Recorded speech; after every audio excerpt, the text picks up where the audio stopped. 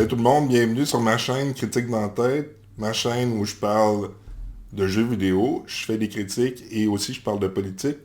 Aujourd'hui justement, c'est ça que j'ai voulu vous parler, de politique. En ce moment, il y a trois courses à chefferie qui vont avoir lieu. Il y a la course à la chefferie du Parti conservateur du Canada, un parti dont on se calisse. Une course à la chefferie du Parti libéral du Canada, non, du Québec, PLQ, un autre parti dont on se calisse. Et une course à la chefferie du Parti québécois. Cette course-là risque d'être la plus intéressante selon moi. C'est celle que j'ai le goût de couvrir. En ce moment, il y a un chef par intérim, c'est Pascal Bérubé. Il ne peut pas se présenter à la chefferie parce que, justement, il est là par intérim. Il y a Véronique Yvon qui aurait pu être pressentie pour être une chef. Mais en août dernier, elle a dit qu'elle ne se présenterait pas. Donc, ces deux personnes-là, ils ne seront pas de la course. Qui reste? Il y a un seul candidat officiel. Le candidat officiel, c'est Sylvain Gaudreault. Sylvain Gaudreault, c'est quelqu'un qui est là en politique depuis longtemps. C'est aussi quelqu'un qui a occupé trois ministères. Le ministère des Transports, le ministère des Affaires municipales et le ministère des Régions et de l'Occupation du territoire. Donc, c'est quelqu'un qui a même un certain bagage. Qui y a d'autres? Les autres, c'est toutes des personnes qui ils peuvent se présenter, c'est pas encore officiel.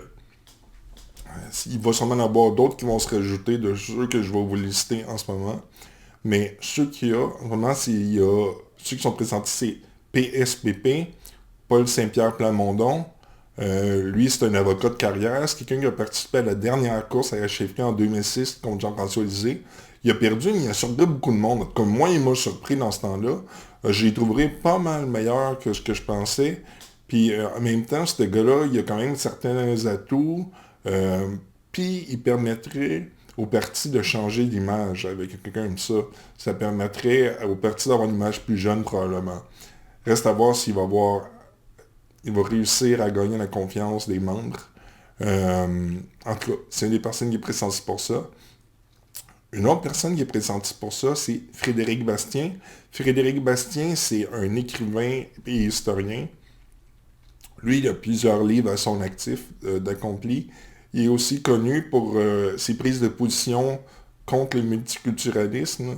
Puis son argumentaire qui dit que l'immigration, lui, il dénonce le fait qu'on sert de l'immigration comme levier économique ou comme argument pour dire que c'est bon économiquement. Une autre personne qui risque de se présenter, c'est l'avocat Stéphane Hanfield. Stéphane Hanfield, lui, il est connu pour sa prise de position contre la loi 9 de la CAQ. Donc, lui, il a une vision pas mal différente de l'immigration que Bastien. C'est quelqu'un que je connais un peu moins, que j'ai moins vu dans les médias, mais que ça serait intéressant s'il se présenterait à la course à la chefferie, puis si Bastien aussi, comme ça permettrait d'avoir un clash d'idées, ça permettrait aussi de pouvoir se faire une opinion par rapport à tout ça. En tout cas, ça permettrait aussi de dynamiser la course. Une autre personne qui risque peut-être de dynamiser la course, c'est Guy Nantel. Ben oui, Guy Nantel, c'est un humoriste qui fait de l'humour politique et social. C'est un gars qui a quand même un certain charisme. Quelqu'un qui cherche activement en ce moment des appuis et à voir comment il pourrait dans le fond, faire sa démarche, voir s'il s'impliquerait pour vrai, puis s'il se présenterait. Guy Nantel, je pense que ça pourrait être une espèce de joker, une espèce de wild card. Ça pourrait être quelqu'un qu'on sous-estime qui pourrait nous surprendre. En tout cas, ce qui est sûr, s'il se présente à la course de la chefferie, ça permettrait de dynamiser puis de rendre peut-être plus médiatisé, en tout cas de nous intéresser puis dans le fond stimuler la course à la chefferie. Je sais pas si le monde, ils vont le prendre au sérieux. Je sais pas s'ils vont pas le voir comme un clown. Mais ce qui est sûr, c'est que c'est une personne qui envisage réellement de se présenter en ce moment.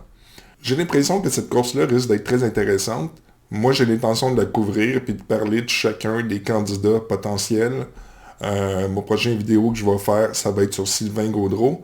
vu que c'est le seul candidat officiel qui va se présenter pour la course. Je vous invite à venir écouter chacune de mes vidéos si vous voulez en apprendre sur chacun des candidats. Puis à la fin de mes explications, un peu de l'historique des personnes, je vais vous donner mon opinion sur eux autres. Ce qui est intéressant, c'est qu'avec la course, mon opinion puis la vôtre des potentiels candidats risque de changer vu qu'il risque de se passer des trucs, puis j'espère que cette course va être intéressante.